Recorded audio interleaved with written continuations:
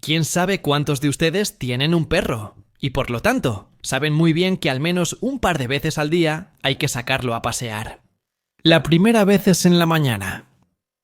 A menudo temprano, porque al final no soy yo quien debe decirles qué hacer a los perros, ¿verdad? Entonces, imaginen una gran ciudad, supongamos que sea Londres, solo para ambientar nuestra escena. E imaginen al clásico londinense de mediana edad que saca a pasear al perro.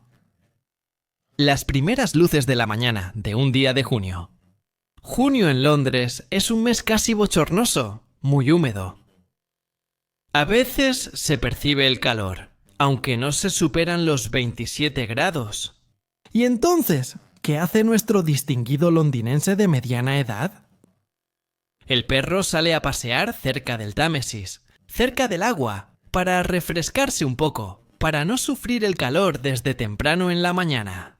Y, paseando cerca del Támesis, pasando por debajo de uno de los grandes puentes monumentales que cruzan el río de la capital británica, nuestro señor, de mediana edad, es atraído por algo que emerge del agua.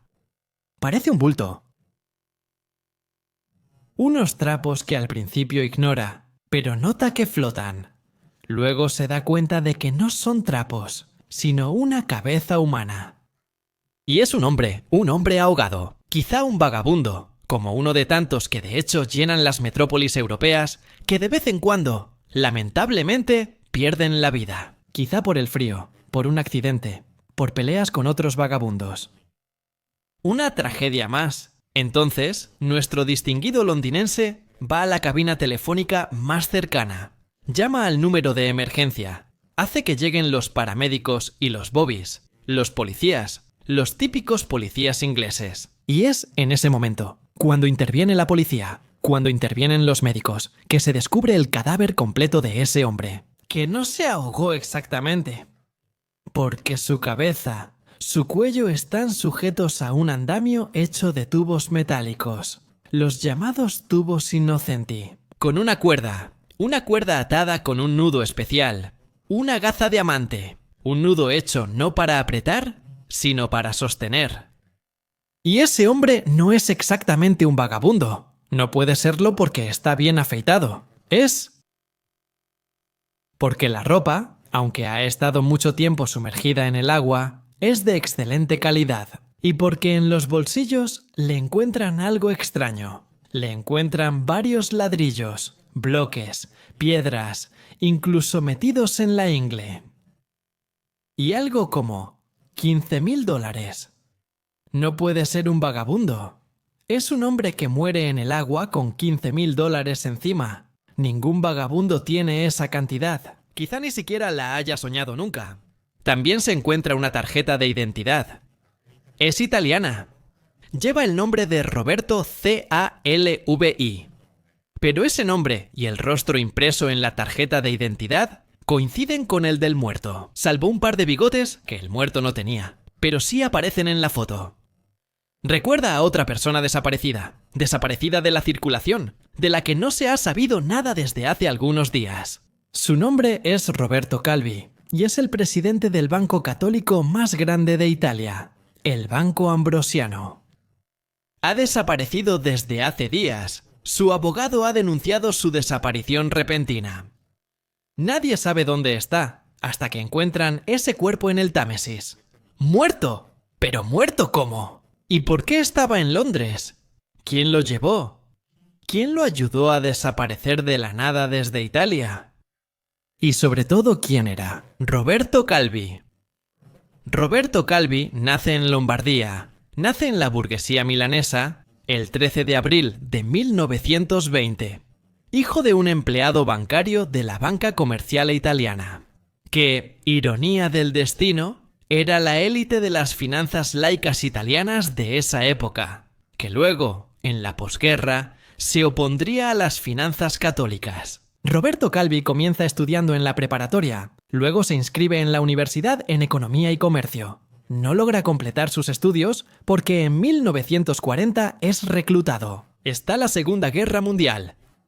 Termina en los Lanceros de Novara, y con los Lanceros de Novara es enviado al Frente Oriental, a Rusia, en el Armir, como subteniente de caballería. Y Roberto Calvi demuestra en el campo ser un joven extremadamente inteligente, pero también enérgico. Tanto es así que logra traer de regreso a casa a sus muchachos, casi todos sanos y salvos. Durante la retirada de Rusia, en cierto momento, los obliga a bajar del caballo, al notar que el frío y las privaciones los vencen. Y a caminar para reactivar la circulación. Los lleva de regreso a casa, a sus muchachos. Y cuando él también regresa a casa, encuentra una Italia obviamente diferente. Pero también encuentra a su padre, que lo encuentra. Primero un trabajo en la Comit, y luego justamente en el Banco Ambrosiano.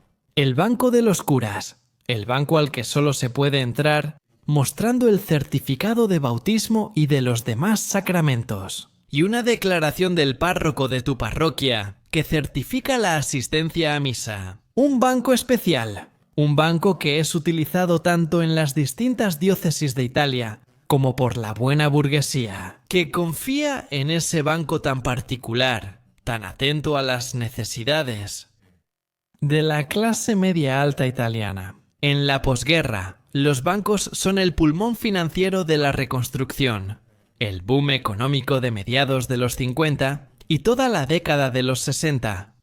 Es un periodo, que Roberto Calvi atraviesa, inicialmente como simple empleado, luego, gracias a la amistad con Alessandro Canesi, quien llegará a ser director general, y después presidente del Ambrosiano. Calvi hará carrera, llegará a ser, a los 38 años, asistente personal de Canesi.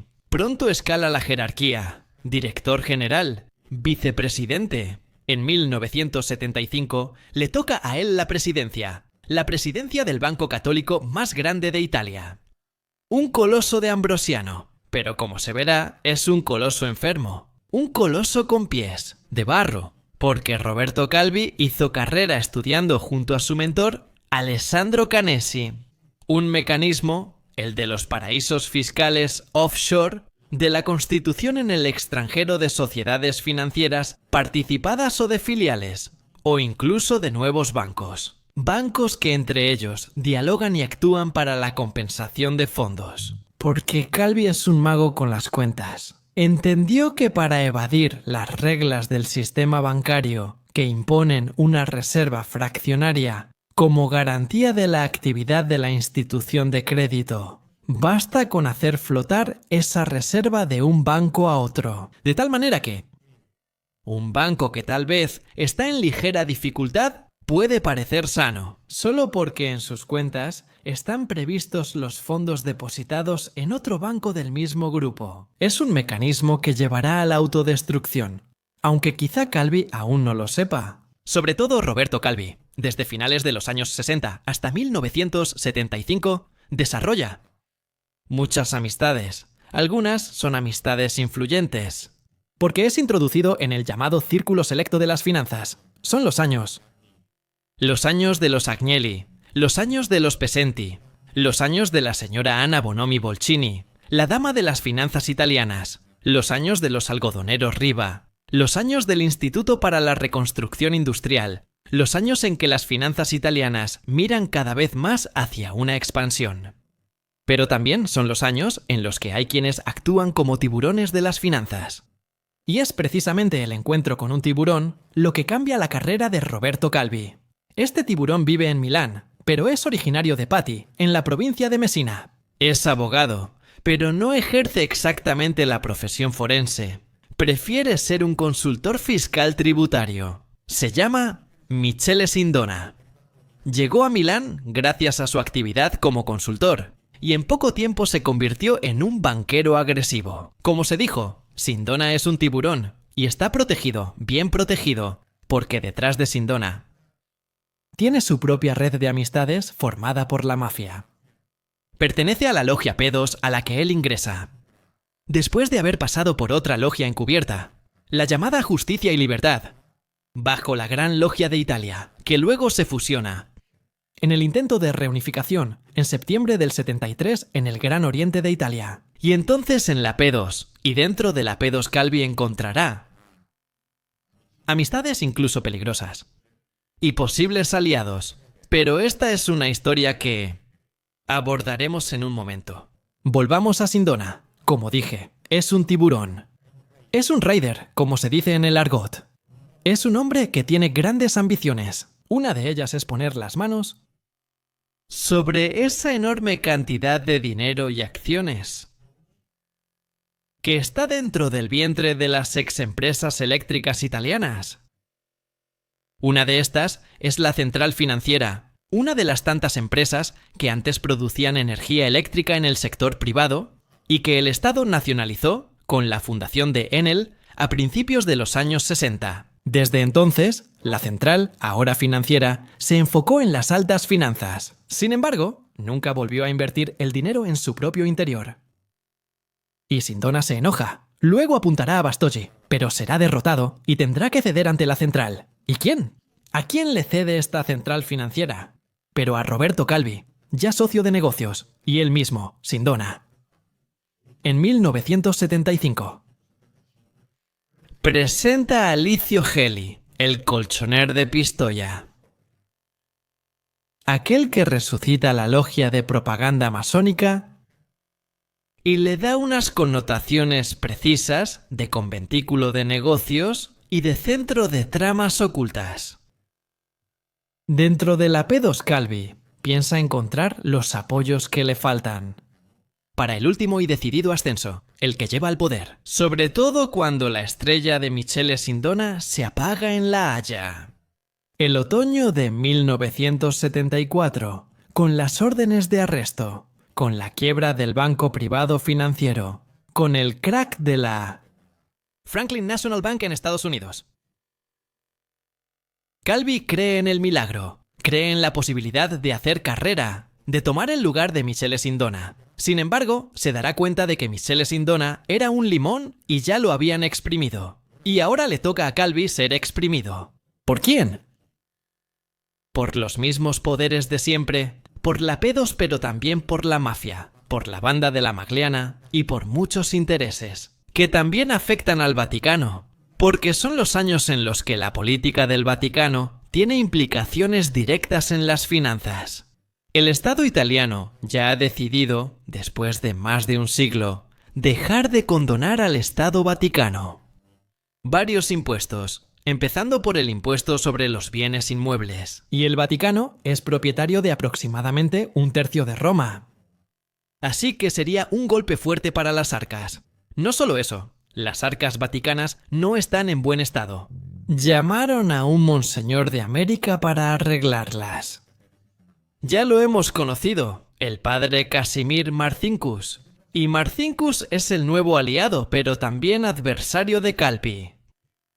Este hombre grande y corpulento, que habla italiano con un fuerte acento americano. Y que convence a Calvi de apoyar, con mucho dinero, varias operaciones, empezando por el envío al extranjero de grandes fondos. Fondos que van al Banco del Gotardo en Suiza. Del Banco del Gotardo pasan por Luxemburgo. De Luxemburgo llegan a la Cisalpine, Overseas Bank de Nassau, en las Bahamas, que luego cambiará de nombre a Banco Ambrosiano Overseas. Es un banco offshore fundado precisamente por Marcinkus y por Calvi. Y luego desde Nassau, el dinero va a Lima, en Perú al Banco Andino. Y el Banco Andino tiene unas empresas panameñas. ¿Dónde desaparece este dinero? Y es mucho dinero el que sale del Ambrosiano, muchísimo. Al final serán más de 1.000 millones de dólares. Dinero que abre un agujero dentro del Ambrosiano. Entre finales de los años 70 y principios de los 80. Empieza a enfrentar las primeras dificultades. Hay inspecciones ordenadas por el Banco de Italia y también hay una investigación judicial a cargo del procurador de la República Emilio Alessandrini. Pero aquí sucede algo. Algo que debería hacernos reflexionar, tal vez. ¿Por qué muere Alessandrini? No muere de forma natural, sino asesinado por los terroristas de Prima Linea. Hasta hoy no se sabe por qué. Terroristas de extrema izquierda se hayan ensañado con un magistrado que no los tenía en la mira. Muy extraño. Y el Banco de Italia está sacudido por un terremoto. El director general Mario Sartinelli es arrestado y el gobernador Paolo Baffi se ve obligado a dimitir. Evita la cárcel por su avanzada edad Ambos son acusados por los magistrados Alibrandi e Infelici de haber favorecido un procedimiento ilegal a favor de un banquero en bancarrota. Pero no es cierto. Eso se descubrirá solo 4 años después. Pero, mientras tanto, el asesinato de Alessandrini y el terremoto en el Banco de Italia han detenido por el momento los problemas del banco. Ambrosiano, que recibe dinero de los bancos offshore de Ente Nazionale Idrocarburi como la Hidrocarbos, de la Banca Nazionale del Lavoro del Banco de Roma. Son dinero que sirve para tapar provisionalmente los huecos que se han abierto, pero nunca son suficientes, porque los huecos son cada vez más. También hay otro hueco, el causado por la política, porque Roberto Calvi empezó a financiar a casi todos los partidos. Algunos lo han interpretado. El financiamiento era un préstamo a devolver gradualmente. Devuelven el dinero. Otros, como el Partido Socialista Italiano, no devuelven nada. Al punto que Calvi tiene que negociar con Bettino Craxi, el secretario del Partido Socialista Italiano, para encontrar una solución para recuperar ese dinero. Y en ese momento, se crea la llamada cuenta de protección en el VS de Lugano. Una cuenta que debería servir para canalizar el dinero tanto entrante como saliente, a favor del Partido Socialista Italiano y devolver a Ambrosiano, pero al final será utilizado una vez más para bombear, para drenar recursos a un banco que está cada vez más en dificultades. El golpe final, casi fatal, y que lleva a Roberto Calvi a amistades más peligrosas, ocurre en la primavera de 1981. El 17 de marzo de 1981, la Guardia di Finanza, encargada por los magistrados milaneses Turone y Colombo, se dirige a Arezzo, a Villabanda, y en las oficinas de Giole está la residencia, y son los lugares de trabajo de Licio Gelli. Los magistrados están investigando la famosa lista de los 500, un número que representa a los grandes exportadores clandestinos italianos de divisas. Sería una lista redactada por Michele Sindona y utilizada como arma de chantaje por el mismo Sindona. Pero los magistrados y los agentes de finanzas no encuentran esa lista. Encuentran otra lista, la de la P2 en la que está presente Roberto Calvi. Obviamente están presentes Licio Gelli, Umberto Ortolani, Michele Sindona. Pero también hay muchísimos militares, miembros de las Fuerzas Armadas, de los Carabineros, de los servicios secretos. Y luego hay industriales, periodistas, médicos, directivos públicos. Roberto Calvi se ve prácticamente arruinado, porque en esa lista, además de él y los altos mandos de la P2, también están los altos mandos de Rizzoli. Rizzoli, que fue financiada por el Ambrosiano para comprar el Corriere della Sera. Correcto. Unas semanas antes, los periódicos le habían atribuido a Roberto Calvi la poco simpática etiqueta de banquero de la Vía Solferino. Sumaron su actividad, la de banquero, con la adquisición del periódico cuya redacción se encuentra precisamente en la Vía Solferino, en Milán. Había sido un gasto fuerte, pero que, según las intenciones de la P2, debía servir para encaminar la opinión pública. Y por otro lado, en ese periodo, Angelo Rizzoli, presidente de Rizzoli, Bruno Tassandini, el director general de Rizzoli, pero también muchos representantes del mundo, de la prensa, radio y televisión. Pensemos en Gustavo Selva, en Di Bella, el director del Corriere della Sera, pero también en Mauricio Costanzo. Forman parte de la P2 Costanzo. Luego, después del descubrimiento de las listas, la divulgación de las listas, dará una entrevista memorable al diario La República. Haciendo una abierta profesión de cretinismo, dirá: «He sido un cretino. Me dejé convencer por otro periodista y escritor, Roberto Gervaso, para entrar, pero nunca lo creí. Me engañaron, y así es como sale de eso». Gracias a todos. Calvi, 2 meses tras el hallazgo de las listas y justo después de que se publicaran los nombres, que provoca un terremoto político. Con la caída del gobierno Forlani y la formación del primer gobierno laico encabezado por Spadolini, Calvi termina en la cárcel. Y junto con él, terminan en la cárcel Mario Valeri Manera, conocido como Banal, grande, presidente de la Confindustria Veneta, y todo el consejo de administración de la central financiera. Esa financiera que casi había sido entregada como un fruto envenenado por Sindona. ¿Por qué los arrestan? Porque los magistrados descubrieron que la central financiera, a través del Crédito Varesino, uno de los bancos controlados, exportó capitales clandestinamente e hizo operaciones incomprensibles. Calvi termina en la cárcel mientras deflagra. El escándalo de la P2 también son los días en que el Papa Juan Pablo II sufre el atentado en la plaza de San Pedro por parte del turco Ali Akka. Y en esas semanas en la cárcel, Calvi se debate entre hablar o guardar silencio. Su abogado le aconseja no decir nada, pero él deja escapar algo. Los magistrados intentan presionarlo, pero solo obtienen algunos murmullos, algunas revelaciones, a veces contradictorias. En fin, nada con lo que trabajar. Cuando la esposa y la hija van a visitarlo en la cárcel, Calvi les deja una notita escrita de su puño y letra que debían llevar a Roma, en las oficinas del Instituto para las Obras de Religión. En esa notita está escrito: este proceso se llama Instituto para las Obras de Religión. Instituto para las Obras de Religión. Es una manera de señalar a Marcinkus como el cómplice de todo lo que está ocurriendo en el Ambrosiano, que se está precipitando hacia el abismo. Calvi también intenta suicidarse en la cárcel, pero es un intento sin convicción. Apenas se hiere con una hoja de afeitar en una muñeca y toma algunas pastillas, pero es suficiente para lograrlo. Para conseguir salir de la cárcel después de la sentencia de primera instancia, no tiene pasaporte, no puede moverse porque se lo revocaron, lo que será una gran preocupación para él. Al salir de la cárcel, Roberto Calvi parece ser un hombre acabado. En el Consejo de Administración del Ambrosiano lo consideran un paria, como un hombre que ya no cuenta para nada, un hombre que ya no tiene nada que dar y que tal vez debería dimitir y hacerse a un lado. Pero Calvi no piensa hacerse a un lado. Calvi quiere pelear.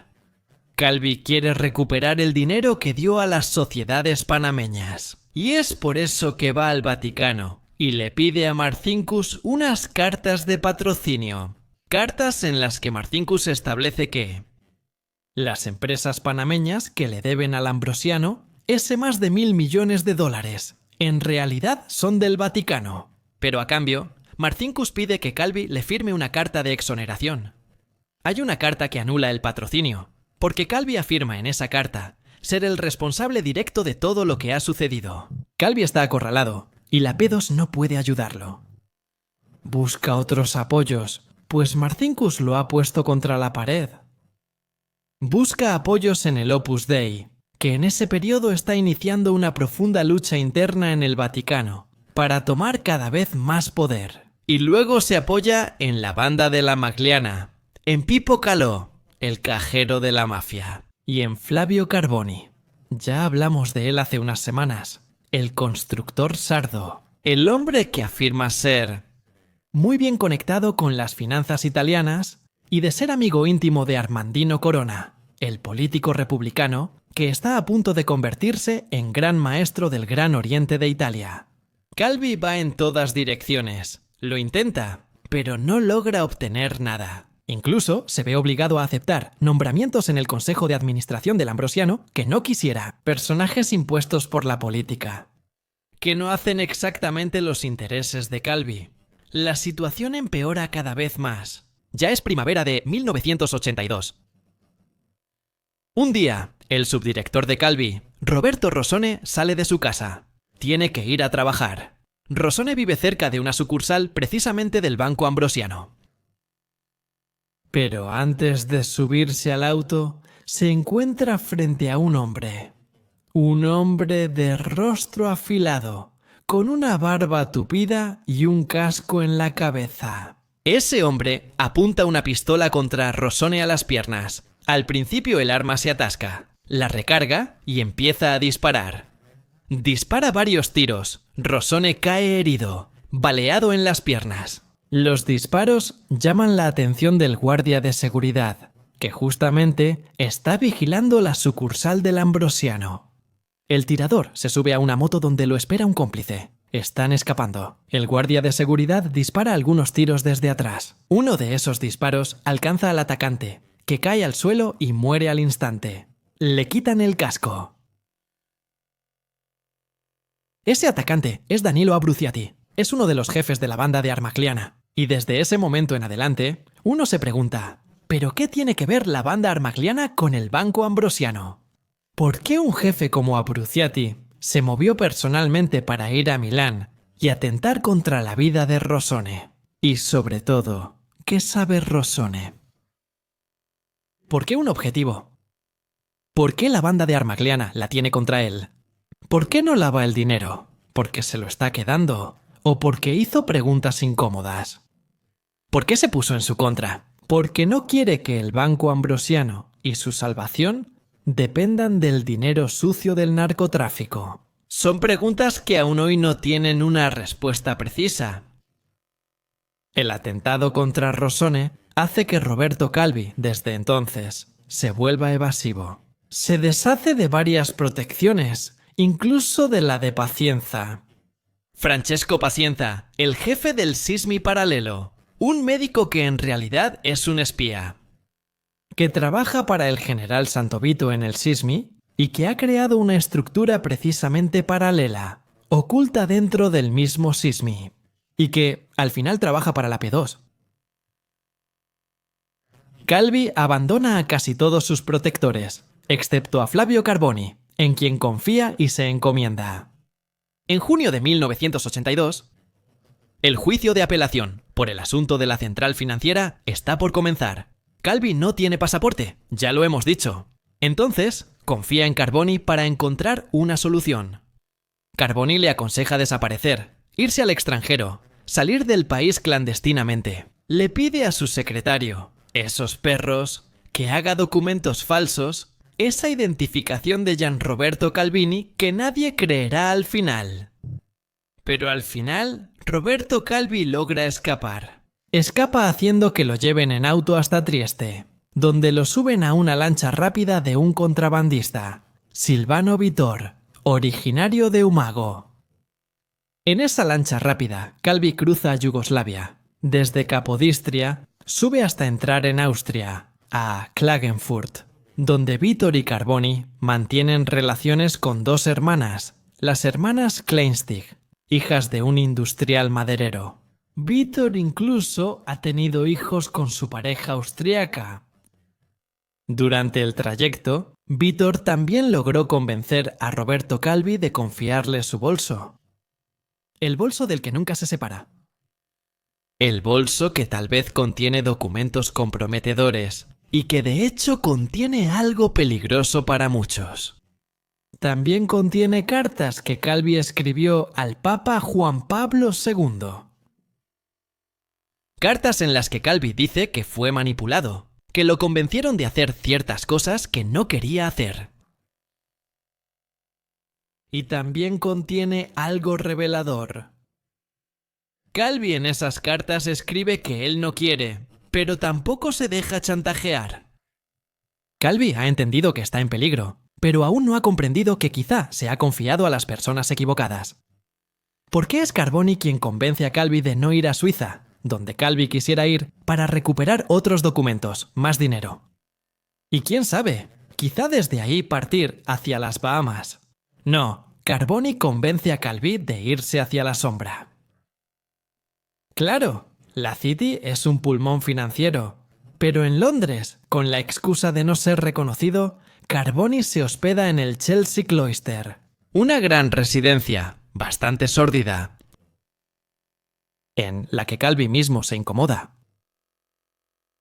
Se pregunta a sí mismo y a Silvano, Vittor, que ahora casi es su niñera o carcelero, ¿cómo puede un banquero como él vivir en una residencia pensada para inmigrantes, trabajadores de bajos ingresos, a veces utilizada también por prostitutas y traficantes? Quizás Roberto Calvi aún no ha entendido que se ha metido en una trampa. Quizás lo entiende solo al final. La situación en Italia empeora. El 17 de junio de 1982, el Consejo de Administración del Banco Ambrosiano se reúne de urgencia. delibera, a propuesta del vicepresidente Vicario Rossone, solicitar la intervención del Banco de Italia, con un comisario, destituyendo a Roberto Calvi de cualquier cargo, revocándole también las delegaciones. La reunión aún no ha terminado. Se escucha un golpe en el patio interior del Banco Ambrosiano. Gritos, voces que piden ayuda. ¡Ayuda! ¡Ayuda! ¡Es la señorita! ¡La señorita! Esa señorita es Graciela Corrochero, poco más de 50 años, originaria de Conegliano. Es la secretaria personal de Roberto Calvi. Se arrojó desde el cuarto piso, dejando una nota, maldiciendo a Calvi y pidiendo que se tomen todas las precauciones para informar a su hermana, que sufre del corazón. Todos dicen que fue un suicidio, pero Calvi, cuando se entera, parece no creerlo. Para él es imposible que la Corrochero se haya suicidado. Y ahí tal vez Calvi entiende que realmente está en peligro. Pero es en ese momento cuando Calvi desaparece otra vez en la nada para reaparecer. Cadáver decapito sostenido por una cuerda atada a gas, llamante bajo el puente de los Fratineri, a cuyos postes inocentes, Lungold, amigos. Suicidio. Homicidio. El primer veredicto de la policía inglesa es suicidio. Pero nadie lo cree. No lo cree su esposa Clara. No lo creen sus hijos. Tampoco lo creen los magistrados italianos, que, encabezados por el procurador Domenico Sica, viajan a Londres para investigar. Es imposible que Roberto Calvi se suicidara. Entonces, ¿cómo fue? Es un hombre de cierta edad, tiene más de 60 años y ciertamente no tiene un físico atlético.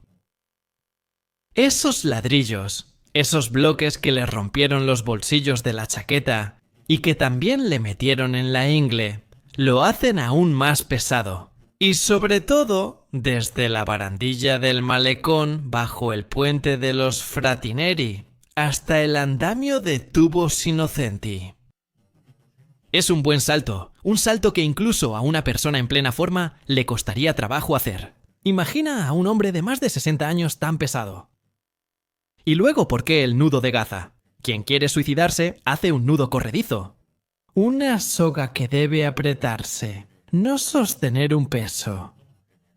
Las investigaciones posteriores, promovidas por la policía inglesa, llevan a un llamado veredicto abierto, es decir, no se logra establecer si fue suicidio u homicidio. Es un poco una solución salomónica, pero con el paso del tiempo, varios colaboradores de la justicia empezarán a hablar. Francesco Marino Mannoia dirá que Roberto Calvi fue asesinado por orden de Pippo Calò, porque se había apropiado de dinero que pertenecía a la mafia, a la banda Magliana y a Licio Gelli. Dinero que Calvi debía lavar, pero no logró devolver.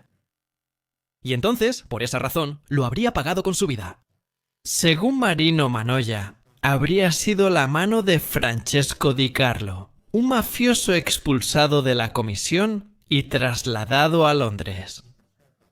Apretándole el cuello a Calvi, asfixiándolo, para luego escenificar esa macabra historia del ahorcamiento. Pero Francesco Di Carlo dice que no fue él.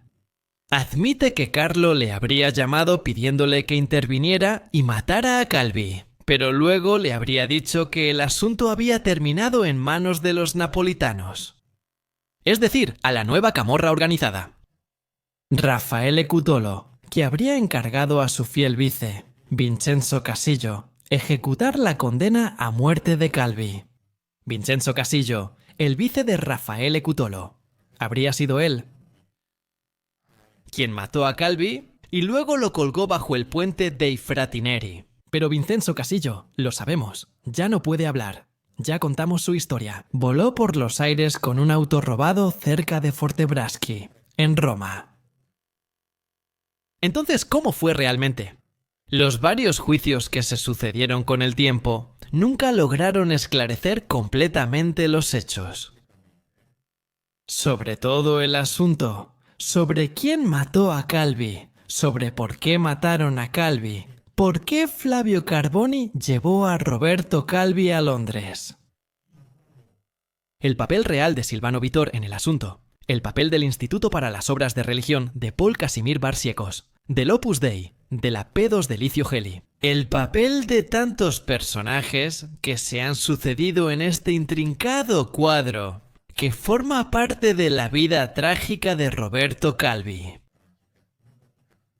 Personajes que, en su mayoría, ya no pueden hablar porque casi todos han muerto. Carboni murió hace unas semanas. Kelly murió en diciembre de 2015. Marcinkus murió en 2006. En cuanto a Vítor, después de salir del juicio, ya no quiso hablar más. Pero no solo eso. Tampoco pueden hablar Michele Sindona, envenenado en la cárcel. Hay quienes dicen que fue suicidio. Hay quienes dicen que quisieron hacerlo desaparecer, de Gaspari Pistiota. El veneno en el café. Tampoco pueden hablar los protagonistas de esa época del Banco Ambrosiano. Todos están muertos.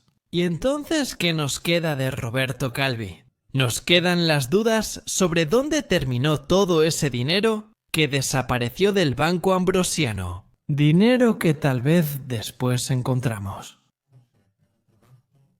De las empresas panameñas, de las que se decía que eran una protección del Vaticano, y dinero que tal vez terminó en Polonia. ¿Quién lo sabe?